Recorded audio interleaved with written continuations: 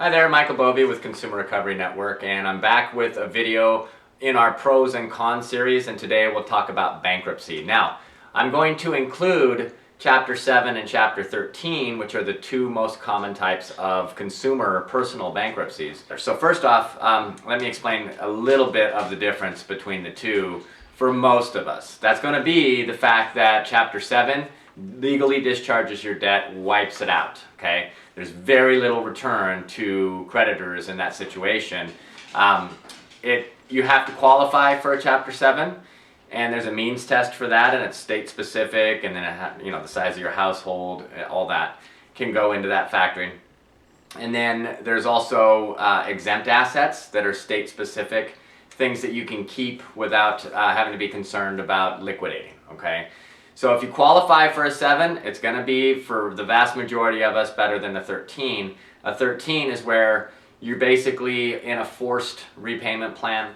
They can go either 3 or 5 years. The massive majority of them will go the 5-year plan, and a trustee is overseeing basically every aspect of your financial life. So let's go into the pros. First of all, in a Chapter 7, like I said, it eliminates debts. They're gone, okay? Legally gone.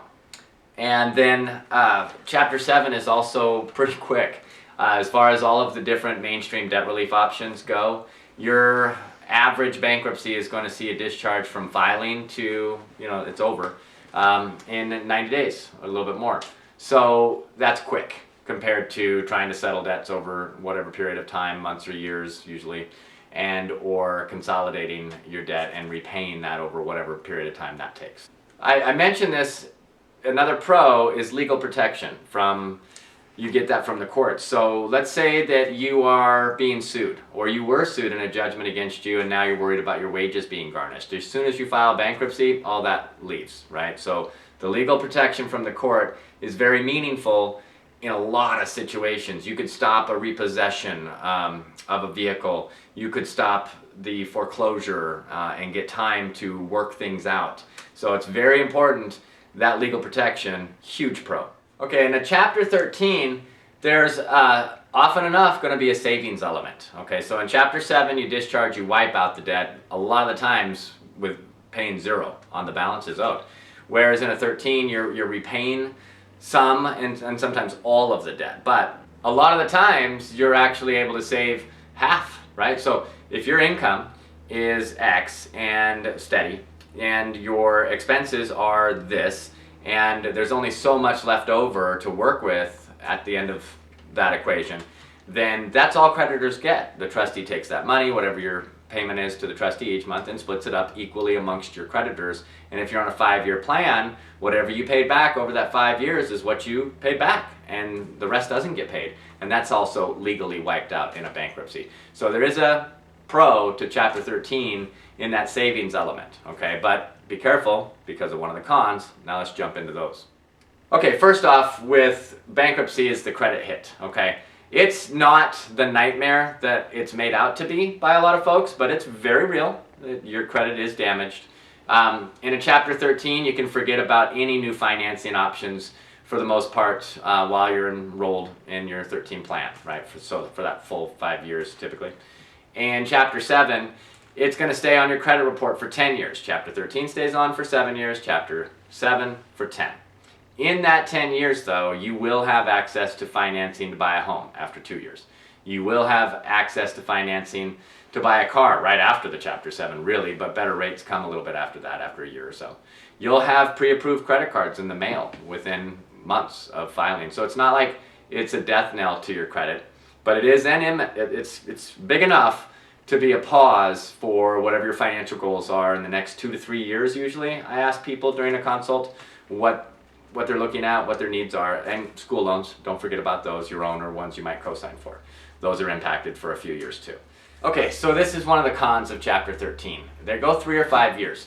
They're inflexible, meaning that it's a set payment that you make to the trustee, and if you do not make that payment, you lose the benefit of the plan that you went through all of this trouble to go and create, and you lose the court's protection, which I said earlier is of major import. When you're not paying creditors, they can sue, and you need protection from that sometimes. So Chapter 13s, traditionally, for as long as they've been around, only about a third of filers actually complete them. And one of the number one reasons for that, obviously life happens and further deterioration of circumstances, medical, job loss and things, but you have to bail on your 13.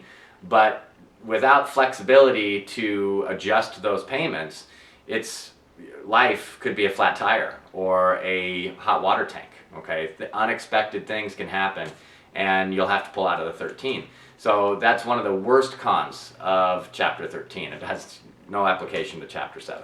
Okay, so the con, the pro of credit reporting and stuff is like, it's a con, but it's also a pro because you can have access to a mortgage, FHA underwriting in 2 years after Chapter 7 bankruptcy. But certain goals have to be realized later. If you had them, you were, I needed to refi my home to get a lower interest rate on my mortgage, and you were thinking you were going to do that in about a year or 18 months, no, you can't, okay? If you were going to go back to school and get your master's, or, go back to school for whatever reason, sorry, not for a few years, right? Or co-sign for your 17-year-old and you file Chapter 7 and they finish their junior year and then their senior year and then you're, whoop, can't do a parental plus loan. So it can delay some of the life goals that you have, okay?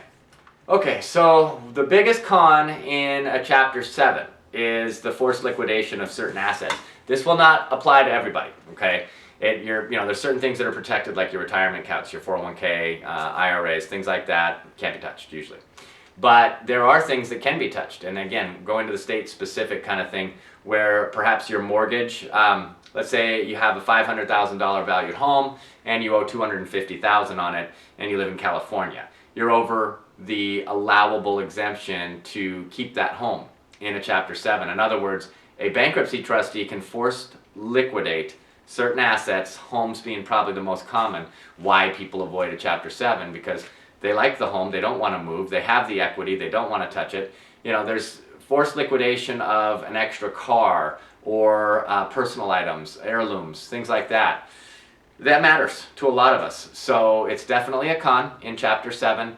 If you don't have to worry about that, that's great. If you do have to worry about it, watch our pros and cons video of debt settlement or any of the debt settlement videos on our YouTube channel and learn more about how that might be an alternative for you to Chapter 7 or Chapter 13. Okay, so Chapter 7, I mentioned this, you have to qualify. And there's another con, is that if you make too much money, if your household, and you have to consider your whole household, maybe you're filing even separately of your spouse, which is possible, by the way, your spouse's income still goes into this equation, right? So let's say it's a family of 4, husband, wife, 2 kids, right? Normal size household. And you make $82,000 a year, but your state's means testing to be able to qualify for discharge in a Chapter 7 says you can't make more than $62,000. So you're way over the cap, and that means you can't qualify. So that's a con. That wasn't even a reality until 2005 when some bankruptcy law changes happened to instigate that means testing. That's, again, state specific, so you can look that up. Or, you know what, post what state you live in the comments below, and I'll tell you what you're up against as far as, your exemptions and the means testing. Make sure and include how many people live in your household.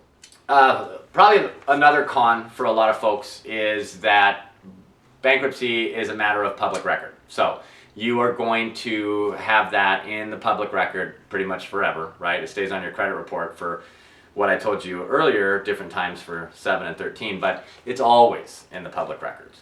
And kind of along those lines is the fact that if you're ever asked if you filed a bankruptcy, if so, when, as an adult, you fill those forms out all the time. Up to now, you've always just checked off no or NA doesn't apply, right? Well, this time you're going to be checking off yes and what year, oh, this year. Okay, so you write down the year. And just depending on who you are, that may be an issue. Personally, it wouldn't bother me, okay?